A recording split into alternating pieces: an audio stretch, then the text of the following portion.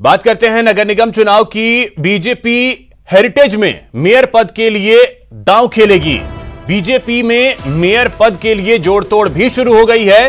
बाड़ेबंदी पहले से ही जारी है और पार्षदों को 2 जगहों पर रखा गया है। तो बात अगर करें हेरिटेज की तो यहां पर बहुमत तो किसी को मिला नहीं है और ऐसे में अब बीजेपी यहां दांव खेलने की तैयारी में है। जोड़ तोड़ की कवायद भी देखने को मिलेगी और बीजेपी ने पहले ही बाड़ेबंदी कर रखी है। अपने सभी जो कैंडिडेट्स थे उन्होंने होटल में शिफ्ट कर दिया है और कल परिणाम भी आ गए और अब ऐसे में बीजेपी हो सकता है कि अपना मेयर पद के लिए कैंडिडेट भी दे। तो यहां दांव खेलने की तैयारी में है बीजेपी।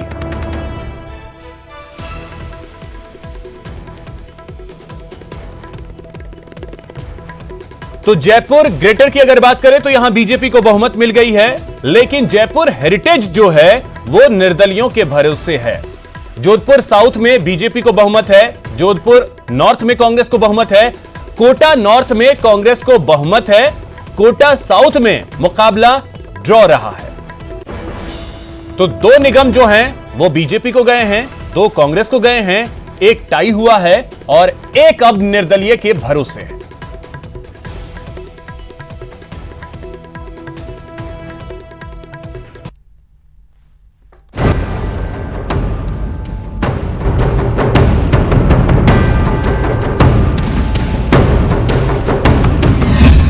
आ गए निगम के नतीजे।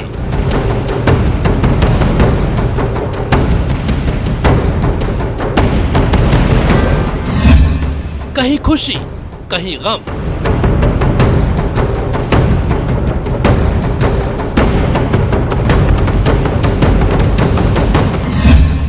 मिल गए शहर की सरताज।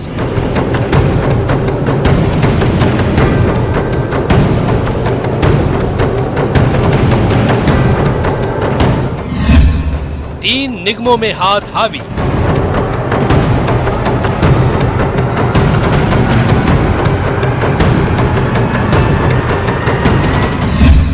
दो निगमों में खिला कमल।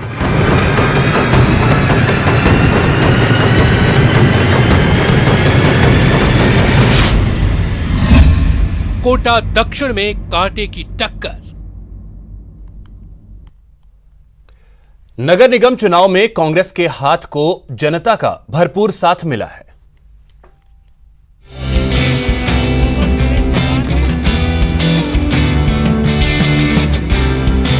शहर की सरकार के लिए हुए 2 चरणों के दंगल के परिणाम सामने आ गए। जयपुर, जोधपुर और कोटा में हुए नगर निगम चुनाव में सत्ताधारी कांग्रेस ने शानदार प्रदर्शन करते हुए 6 में से 2 निगमों में बहुमत हासिल किया, जबकि जयपुर हेरिटेज में बहुमत से कुछ ही दूर पर रहे। जोधपुर उत्तर में कांग्रेस ने 80 सीटों में से 53 सीटें जीतकर बहुमत हासिल कर लिया, जबकि जयपुर हेरिटेज में कांग्रेस बीजेपी से 5 कदम आगे है।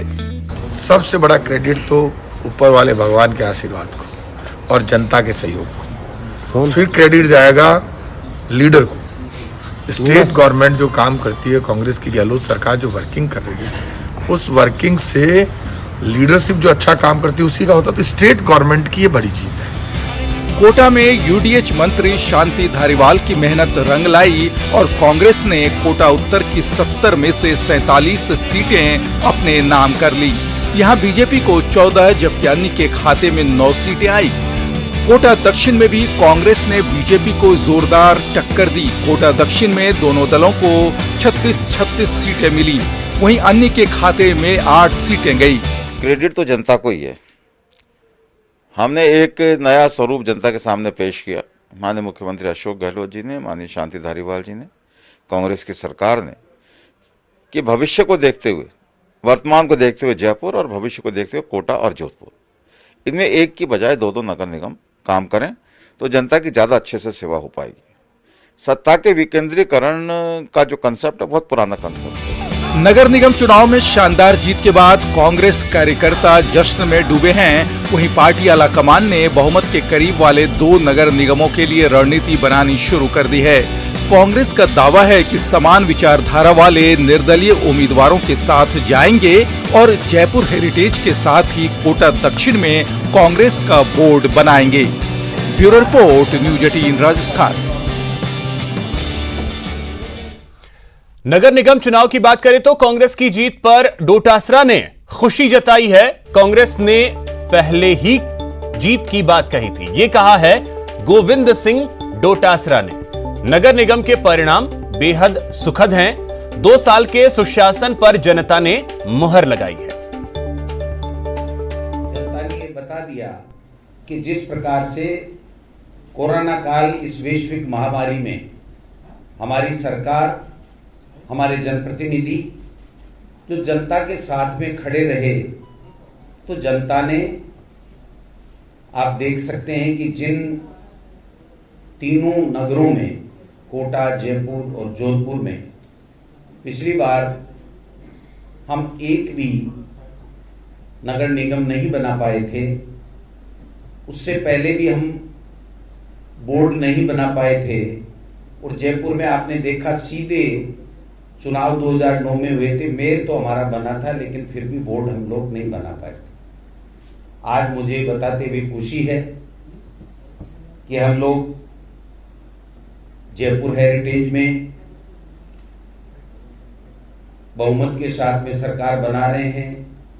जो निर्दलीय 11 से अधिक आए हैं, वो हमारी पार्टी की आइडियोलॉजी के हैं। वो सारे के सारे हमारे पास में आ चुके हैं। और जोधपुर में उत्तर में इतना बड़ा अंतर है जो आज तक कभी नहीं हुआ। कोटा में आप देख सकते हैं कि कोटा उत्तर में बहुत बड़ा अंतर भारतीय जनता पार्टी और कांग्रेस के रहा। दक्षिण में भी निर्दलीय जो भारतीय जनता पार्टी की विचारधारा में विश्वास नहीं रखते हैं, वो लोग हमारे संपर्क में हैं। कोटा में हम दोनों जगह बनाएंगे। जोधपुर में और जयपुर में एक जगह फाइनल है। 2 जगह पर, एक जोधपुर में और एक जयपुर ग्रेटर में भारतीय जनता पार्टी का बहुमत हुआ है। वहीं नगर निगम चुनाव में बीजेपी 2 निगम बचाने में कामयाब रही, जबकि 2 निगमों में निर्दलियों के सहारे है।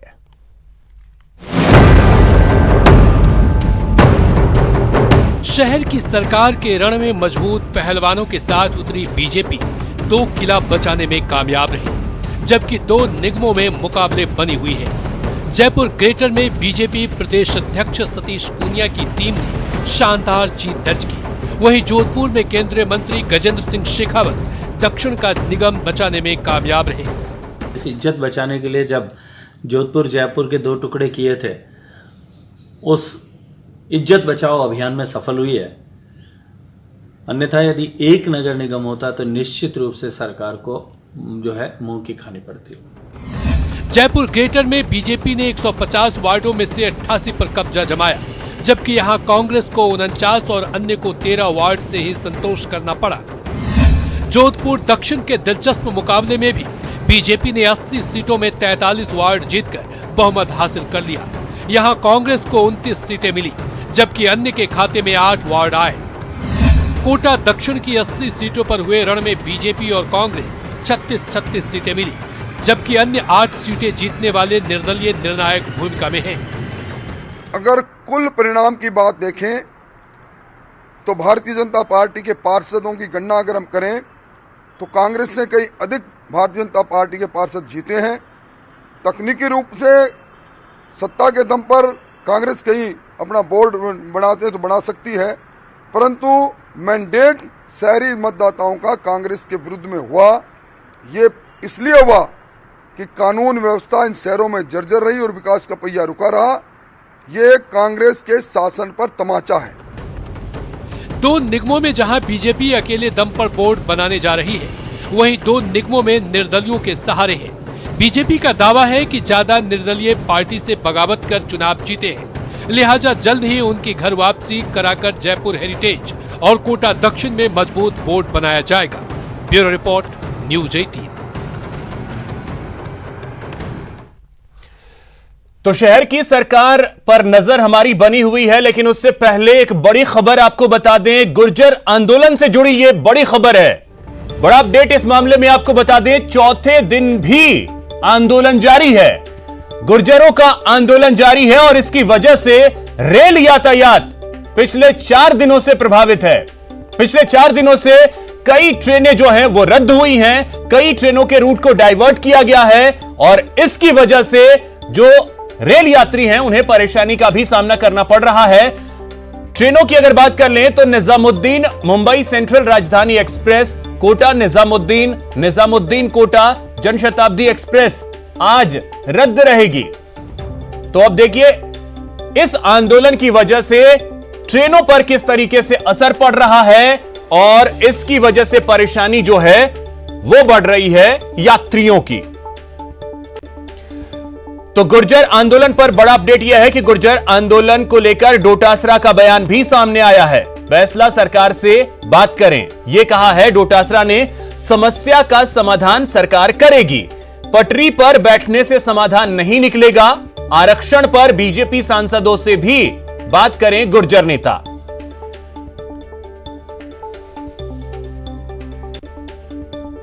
गुर्जर आरक्षण के मामले में भारतीय जनता पार्टी गुर्जरों को कभी भी उचित सम्मान नहीं देती थी, उनको बेवकूफ बनाने का काम करती थी।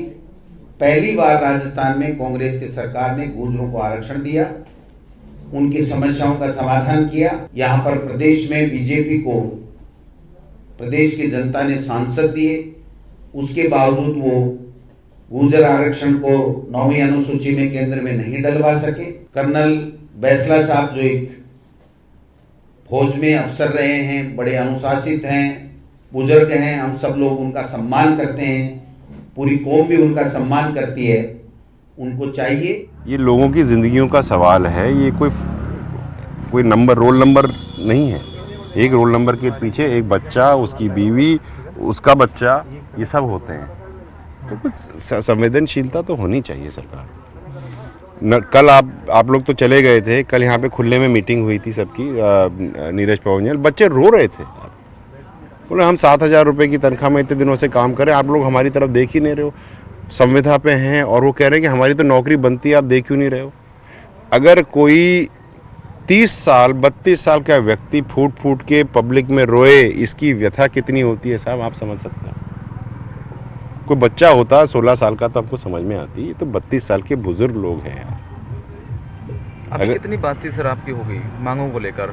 हमने उनको वापस से याद दिला दी कि ये बातें हैं हमारी। उन्होंने कहा हम बताएंगे आपको। उनको बताओ, हम तो बैठे हैं यहाँ पे। वो यही कह रहे हैं बार बार कि आप उठ जाइए। कि क्यों उठे? आपने हमें बिठाया ही क्यों? आप तो पहले ये बताएं कि आपने हमें बिठाया क्यों। ये सारी बातें आप पहले कर देते तो हम बैठते क्यों। और आपने वो जो 14 नंबर पॉइंट जो बना करके दिया, उसमें उनका औचित्य क्या है? जो लोग रो रहे हैं यहाँ पर, उनका तो कोई उसमें इन्वॉल्वमेंट ही नहीं है। एक बात तो कल भी आ गई थी कि 14 पॉइंट वाला जो है सहमति पत्र, ये हम नहीं माने, इसको खत्म कर दिया जाए। हाँ, वो कह रहे थे नीरज जी ने कहा, जब सब लोगों ने बात करी तो सब लोगों ने कहा कि सबसे पहले तो ये फालतू का कागज जो है बनाया है। वर्ड जो लोगों ने कहा है, मैं उनका वर्ड यूज कर रहा हूँ। उन्होंने कहा ये फालतू का जो कागज आप लोगों ने बना करके हमारे समाज को भ्रमित कर रहे हो, पहले तो इसको निरस्त किया जाए, नए सिरे से काम शुरू हो। ये समाज का मांग का पटरी पे। तो अब इंतजार कर रहे हैं, पहले तो वो खत्म होना चाहिए, फिर नए सिरे से काम हो, क्योंकि उसके अंदर तो कुछ है ही नहीं। हम कल करेंगे, परसों करेंगे। केसेस के निस्तारण के लिए एक समन्वय समिति बनेगी। अरे कोई मजाक हो रही है? हमारी कम से कम 7 या 8 मीटिंग हो गई है PHQ में, आप समन्वय समिति की बात कर रहे हो? मतलब कर क्या रहे हो? सरकार इसमें सहमत होगी कि वो उस कागज खत्म कर दें? मुझे नहीं पता, ये तो लोगों ने पवन जी को बोला है।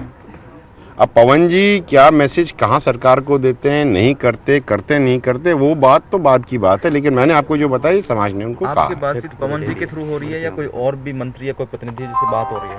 देखिए, नीरज पवन जी आए हैं तो हम, वो सरकारी व्यक्ति हैं तो वो आए हैं, हमने उनको बता दिया। बाकी तो किसी से चर्चा ही नहीं है।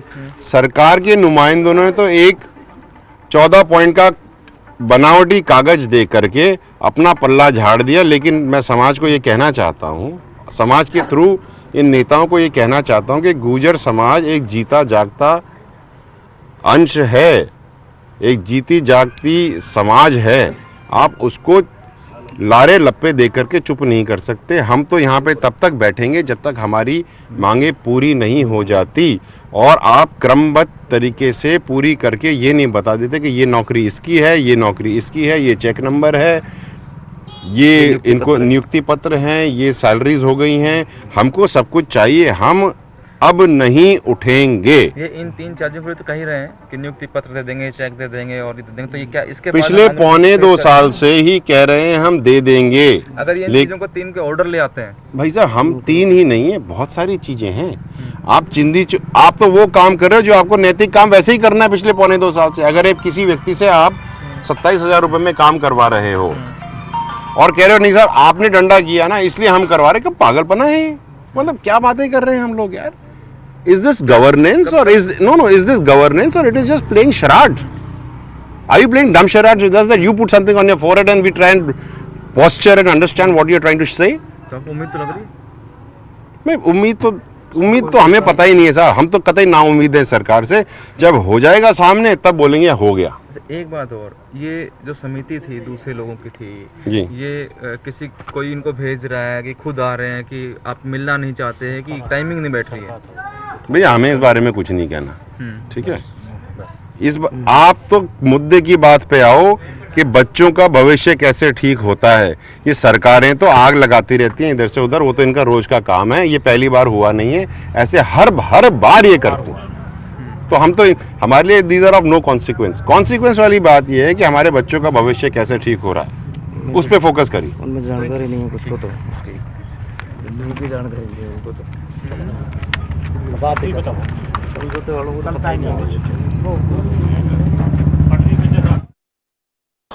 उन्होंने साफ कर दिया है कि वो वार्ता के लिए कहीं जाने वाले नहीं हैं, और वार्ता की तो अब वो बात भी नहीं कर रहे हैं कि कोई वार्ता होगी भी। अब सीधा रिजल्ट उन्हें चाहिए, ये उन्होंने कहा है। कई बिंदुओं पर चर्चा हुई है और जो रात से निकल के आए थे उसमें कई जो प्रशासनिक स्तर पर उस पर गवेषणा भी की गई है, किस तरीके से समाधान निकाला जा सकता है। आपने देखा अर्ली इन द मॉर्निंग से हम वापस सुबह से लग गए थे। आपके अभी बहुत सारा डिस्कशन अभी भी दोबारा हुआ है कि किस तरीके से आपकी जो समाधान निकाला जा सकता है।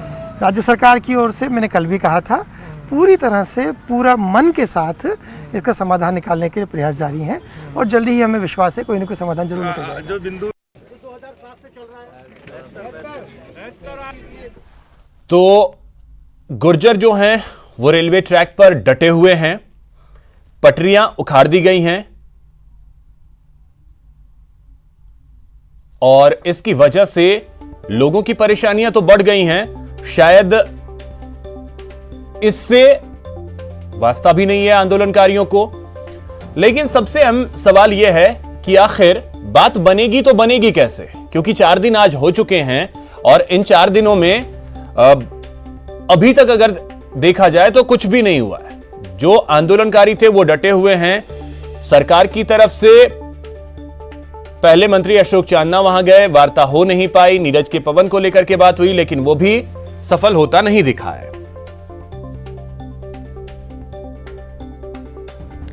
तो इस वक्त पीलूपुरा गांव जहां पर ये सभी आंदोलनकारी बैठे हुए हैं भरतपुर में, हमारे सहयोगी बाबूलाल धायल वहां पे मौजूद हैं। बाबूलाल, जिस तरीके से विजय बैंसला कह रहे हैं, ऐसे में तो अब लग रहा है कि बात करने के लिए वो तैयार ही अब नहीं है। उन्हें सीधा अब रिजल्ट चाहिए, और जब तक बात करने के लिए टेबल पे बैठेंगे नहीं, हल कैसे निकलेगा?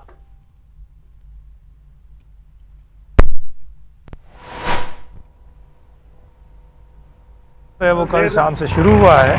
कल देर रात तक यहाँ पर नीरज के पवन, जिस जगह मैं खड़ा हूँ, यहीं पर जो गुर्जर समाज के युवा हैं उनसे उन्होंने 1-to-1 बात की, उनकी समस्याओं को जाना और किस तरह भर्तियों में उन्हें परेशानी का सामना करना पड़ रहा है उस पर तफसील से उन्होंने बातचीत की। यानी कि करीब 2-2.5 घंटे तक वो एक एक जो अभ्यर्थी थे उनसे उन्होंने बातों को जाना और समझने की कोशिश की कि आखिर कहाँ पर पेच फंसा हुआ है जिसकी वजह से कन्विंस नहीं हो रहे हैं युवा और समाज को बार बार आंदोलन करना पड़ रहा है। लेकिन अब उम्मीद जगी है और जो नीरज के पवन है वो संकट मोचक माने जाते हैं और गुर्जर जब भी आंदोलन करते हैं तो सरकार उनका बेहतर इस्तेमाल करती है। वो इस इलाके में जिला कलेक्टर रहे हुए हैं और उनकी कर्नल बैंसला से बहुत ही बेहतर संवाद है, दोस्ताना है और गुर्जर आंदोलन को निपटाने में उनकी अहम भूमिका मानी जाती रही है। जब भी वो ये आंदोलन छिड़ता है तो उनको सरकार आगे करती है। अब फिर से उनको आगे किया गया है, इसका मतलब ये आंदोलन जो है जल्द खत्म होने के संकेत मिल रहे हैं। लेकिन जो मांगे हैं उनको लेकर गुर्जर अभी भी अपनी जिद पर कायम है। मेरे साथ में भानु करौली हैं जो कि यहाँ के स्थानीय नेता हैं, इस आंदोलन से जुड़े हुए हैं। भानु जी, कुछ उम्मीद जगी कल से जब से नीरज के पवन आए? उम्मीद तो है सर, सरकार से उम्मीद तो जगी है क्योंकि सरकार ने अभी तक तो कोई वार्ता ही नहीं की थी, लेकिन अभी वार्ताओं का जो सिस्टम चालू किया है उससे उम्मीद तो जगी है समाज के लिए। सबसे मिले हैं, एक एक की परेशानी जानी है, तो आपको लगता है कि सरकार गंभीरता दिखा रही है पूरी? हाँ, अभी आज कल से गंभीर है, शाम से गंभीर हुई है। उसके लिए हमें पता लगा है कि आपने देखा है शाम को भी उन्होंने एक एक बिंदु पे बात की है, तो हमें ये लगा शाम से गंभीर है सरकार।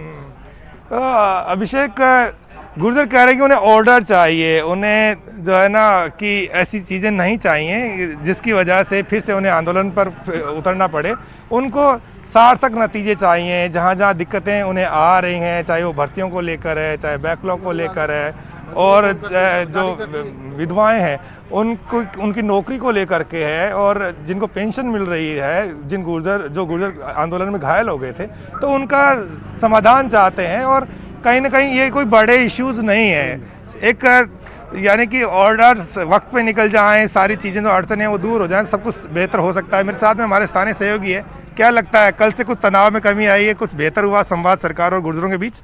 कल से जो है गुर्जर समाज की भी उम्मीद जगी हुई है कि लगता है कि इस बार है आज शायद सरकार की तरफ से उम्मीद है कि पूरी से जो नतीजे हैं वो बेहतर आएंगे। इस बार गुर्जर समाज भी जो हर तरह की जो नीरज के पवन पर विश्वास करता है, इस बार भी उनका विश्वास कायम है और वो बता रहे हैं कि हमारा जब आंदोलन हुआ है, जब सरकार की तरफ से हर बार नीरज के पवन को भेजा जाता है, इस बार भी नीरज के पवन जो है वो एक तरह से विशेषज्ञ माने जाते हैं गुर्जर आंदोलन को समझने के लिए, और इसीलिए खासतौर से सरकार ने उनको आगे किया है। वो तमाम जो पहलू हैं उन पर उन्होंने अध्ययन किया है।